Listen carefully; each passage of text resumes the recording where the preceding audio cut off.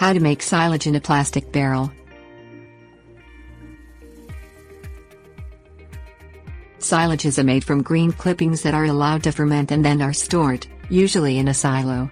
Making silage in a plastic barrel is a simple, inexpensive method for feeding a few sheep or cattle in the winter or during periods of drought when natural forage is hard to find. It's also a good use for crops that have been damaged by wind or hail and that can't otherwise be used.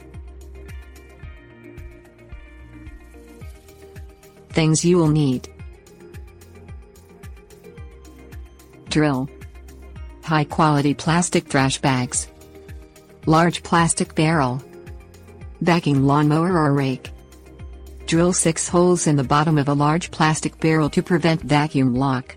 Don't buy a barrel that's larger than the largest size trash bags you can find. Line the barrel with a trash bag, and then place another inside it. Cut fields or mow your lawn before 10 a.m. so that the clippings are still moist from dew.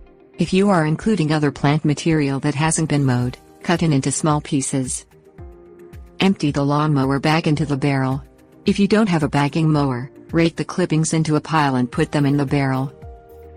Step into the barrel and pack the contents down tightly. Do this each time you add clippings. If you prefer not to step into the barrel, find a heavy object or board that is slightly smaller than the mouth of the barrel and weight it down. Tie the inner bag closed when it's full, then tie the outer bag closed around the inner bag. Turn the barrel on its side and take the bag of silage out. Store the bags in the shade until you're ready to use them. Tips: warnings.